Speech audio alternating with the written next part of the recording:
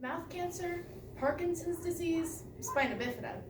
These horrendous conditions, although different from your first thought, have one little thing in common. These defects and conditions are all effects of Agent Orange, the chemical used in the Vietnam War. Agent Orange was a disastrous weapon used in the 1960s and 1970s that is still affecting the lives of many people today.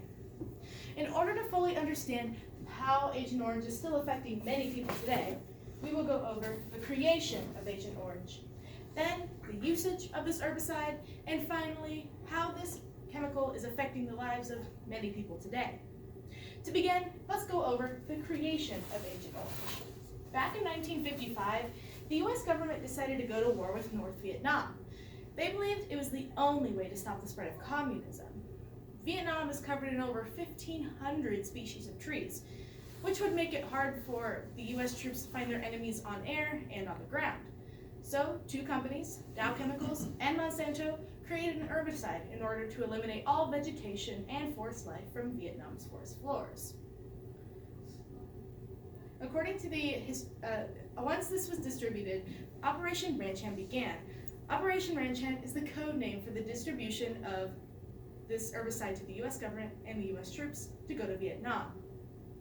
According to the History Channel website, there are many types of this herbicide, including Agent Pink, Green, Purple, and White. All came from the coordinating color stripe on their barrels. Agent Orange was the most used and the most potent. Agent Orange came in four types: Agent Orange 1, Agent Orange 2, Agent Orange 3, and Super Orange, each one becoming increasingly more potent and toxic. The reason why Agent Orange is so toxic is because of their high levels of tetrachloride benzo, TCDD, a type of dioxin. Dioxins are compounds that are extremely dangerous to the environment. According to the public health website, there are many everyday things that have dioxins in them, including trash incineration, burning coal, oil, gas, and cigarette smoking. However, Agent Orange is found to have the highest levels of dioxin. Now that we know the creation of Agent Orange, let's go over why and where the Americans used this herbicide. Like I stated before, the US government needed to find a way to eliminate all vegetation from Vietnam's forest floor in order to find their enemies on air and on the ground. According to the military website, an estimated amount of 20 million gallons of Agent Orange was used over Vietnam, Laos, and Cambodia. And another estimated amount of 4.5 million acres of land was destroyed because of this herbicide. Agent Orange has high amounts of growth regulators, which makes plants die out quite quickly. Think of the weed killers you have in your shed for your garden, but on a bigger and more deadlier scale. Agent Orange was usually spread by planes in order to spread it over long distances. However, the US troops also used cars and hand sprayers around their own American bases. Around this time, the American troops had a joke, and it went like this: "Only you can prevent a forest," which was a take on the popular US forest fire campaign with Smokey Bear. Although at this time, the US troops were laughing and having a good time, they didn't know what was coming for themselves, the Vietnamese people, and the next generation.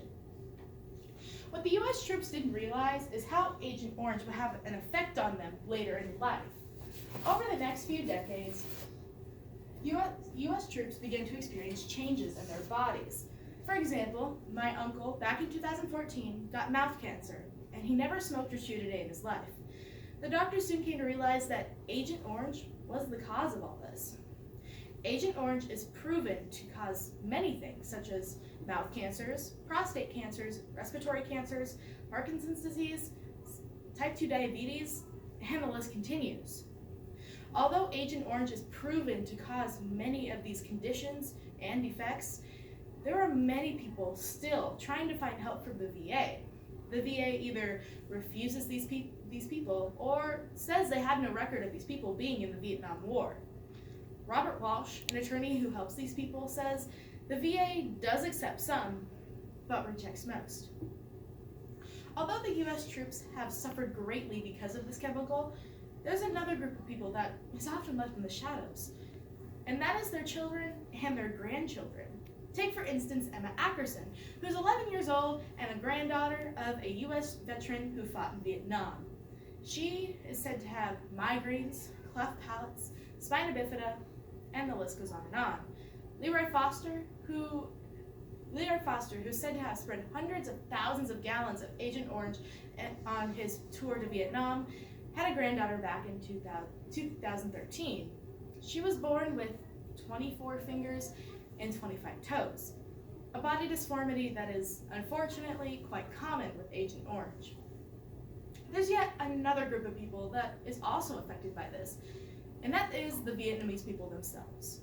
According to a New York Times article called "The Forgotten Victims of Agent Orange," copyrighted October 23, 2015, in the Peace Ward village in Tu Du Hospital in Ho Chi Minh City, many people occupy this ward, from mid-20s to newborn. Unfortunately, most of them with body deformities and are unable to move, walk, or speak. Because Vietnam is still a developing country, many hospitals, like Tu Du Hospital, don't have the money or the supplies that they need to help these people. As you can see, many groups of people still have a war that they need to fight because of this chemical.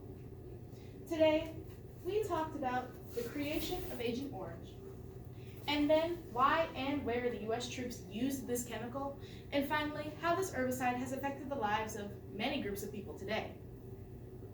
When many of us think of a disastrous war, we may think of World War I, World War II, now and then the Civil War.